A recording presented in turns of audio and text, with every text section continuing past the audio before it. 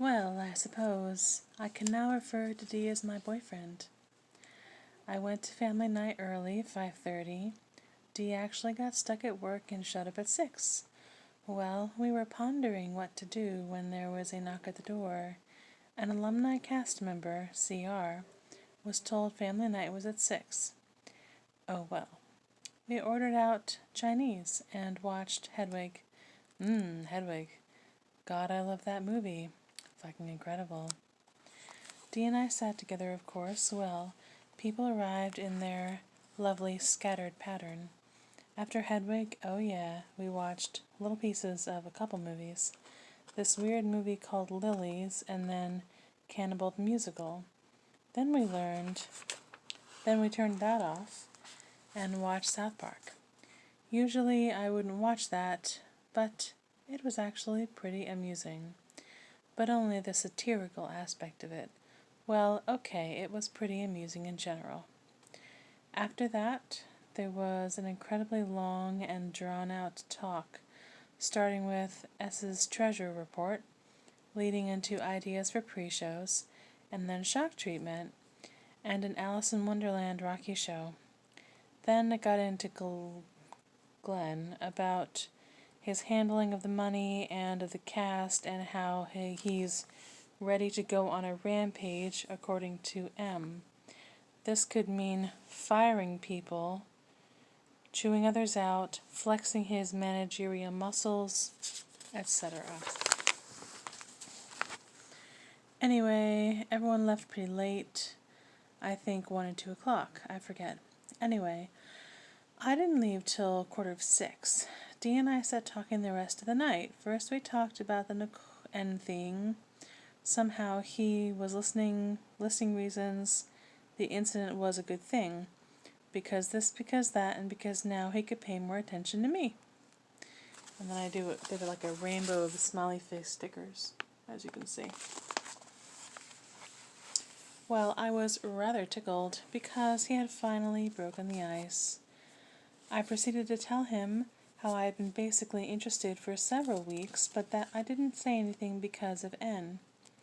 Then I told him that it was plain to see that N wasn't interested and wasn't good for him anyway.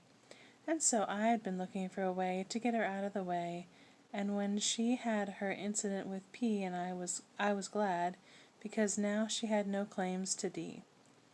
D was very tickled that he had been schemed over, as he put it. We had a nice laugh. At some point, he answered that he was going to sit next to me. I consented. So, we continued talking.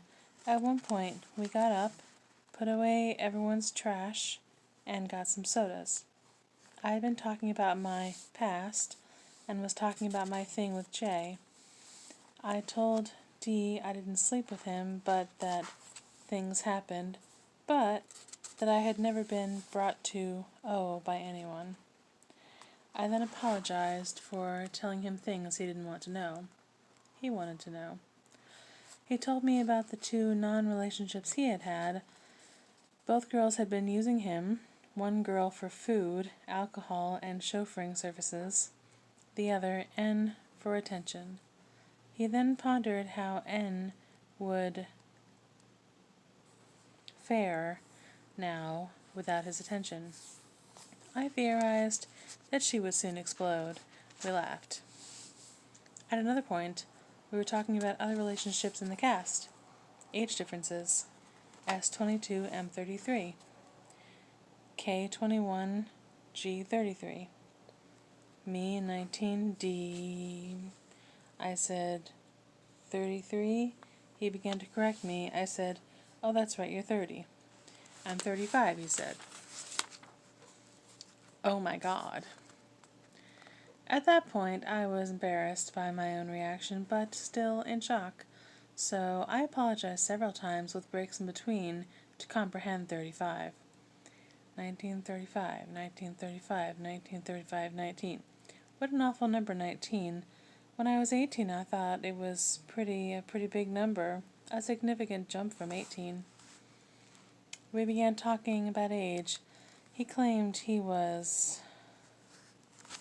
antique. I disagreed. We both confessed to each other.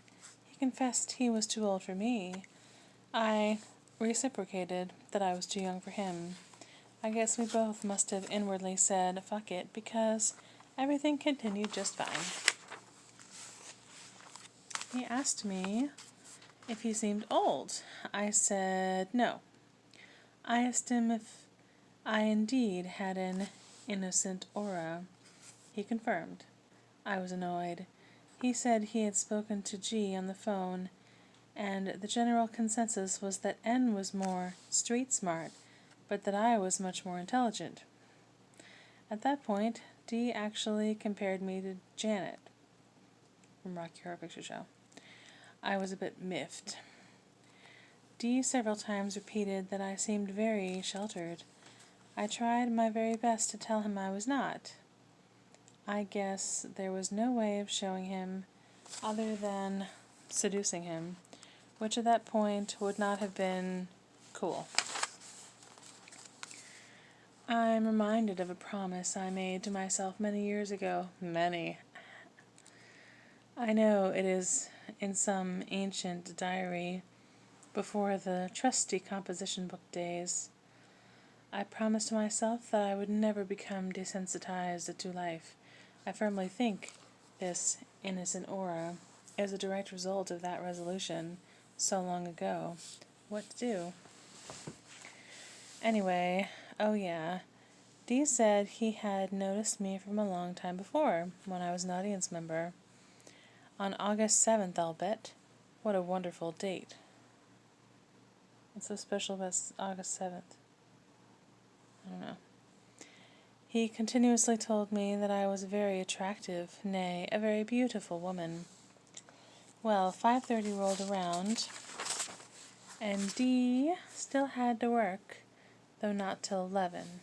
I said I should leave. As I was leaving, he gave me a hug, a very gentle hug. Then he pointed me towards him.